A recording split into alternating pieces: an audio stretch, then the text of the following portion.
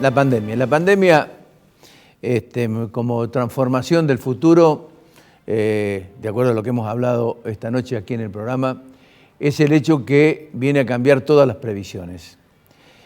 Y nos vamos a encontrar como resultado, un poco lo que decía Alfredo, lo que decía Tagle, lo que decía la misma Laura Rodríguez Machado, con empresas quebradas, desempleo, informalidad en aumento, pobreza, hambre, son heridas insalvables en lo inmediato, ¿no? La deuda, de que hablaba Alfredo, los desaciertos y soberbia para acordar, nos van a dejar ciertamente vulnerables. El consenso necesario e imprescindible del que hablaba Alfredo, me parece que es importante, pero va a ser imposible por la estulticia y la venganza para lograr certezas y anclajes. Lo demostraba de alguna forma Rodríguez Machado diciendo, o Negri hoy diciendo, nos fuimos con un gusto agridulce de esa reunión.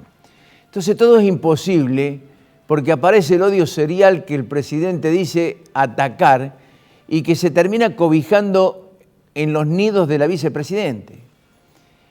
Entre los tuits irónicos sobre Silos y los de Alberto Fernández sobre periodistas, muestra que la grieta es prácticamente inmodificable de no existir la racionalidad, la seriedad, el respeto y la concordia para mirando el futuro. En otro tanto tenemos la oposición que supura en la infección de los comunicados, como decía algo así Laura Rodríguez Machado, aunque no lo descartaba como texto ineludible como respuesta a lo del gobierno nacional. El diálogo que debiera ser cierto, aparece hoy como una fantasía para acomodar de alguna forma la caquistocracia de quienes gobiernan y los reproches mutuos de los que no y que ya gobernaron. Moratoria, por ejemplo, le preguntaba yo a Tagle, ¿para quién? Para salvar delincuentes amigos, la tropa propia de los K. Es decir, quienes eludieron en forma fantástica e impune evasión impositiva, elusión impositiva, reforma judicial, Corte Suprema de Justicia propia, Procurador del Palo, ampliación del presupuesto, es decir, trazan una agenda. A esto se agrega este blanqueo de capitales y al mismo tiempo, como hablábamos con Tagle, en forma irrisoria y destemplada el impuesto a los ricos. Entonces, la pregunta es, ¿quién va a blanquear? A ver, seamos serios.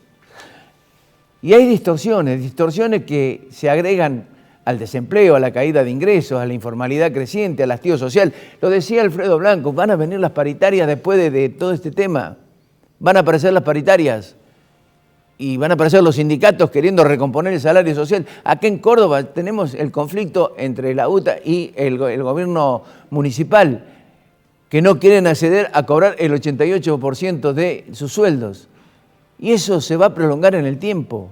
Además tenemos la inflación, la emisión a rescatar, y uno debiera preguntarse, las LELIC que iban a desaparecer, como decía Alfredo, me parece que hay un presidente sin pudor, que admite que ir sobre la libertad privada iba a alegrar a la gente, sin dejar de lado la importancia de la confrontación política interna que existe en el gobierno.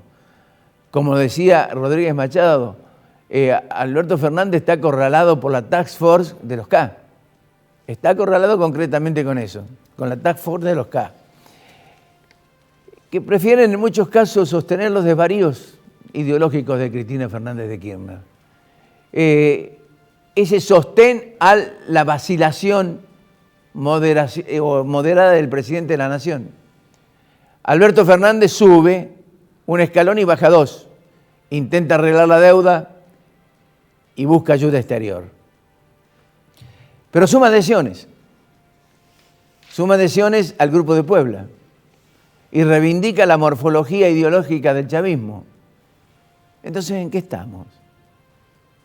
Con la deuda pasamos a ser del macho alfa que éramos en el comienzo, con 39 puntos de los bonos, a 53 puntos ahora. Es decir, del macho alfa al Macebo Kicillof, recuerde usted, del acuerdo con YPF y el Club de París. Resultado, algo más de 15.000 millones de deuda más para cerrar con los bonistas con un café. Y lo grave es lo que se comentaba y comentaron todos, la situación social, que muestra el panorama desolador que dejaría esta pandemia en el futuro, con el agravante de la ausencia del raciocinio de oficialismo y oposición para enfrentarlo. Demasiada irascibilidad política para una sociedad y sectores productivos que asumieron con entereza y el desafío de vivir y permanecer tanto como una sociedad que se siente absolutamente castigada. Síntesis: quienes gobernaron y lo hacen actualmente están desprovistos de ideas futuras, están imbuidos más en el odio que en la racionalidad para conseguir un plan definitivo que nos saque de esta, digamos, maraña en la que nos metió la pandemia. No existe la vergüenza.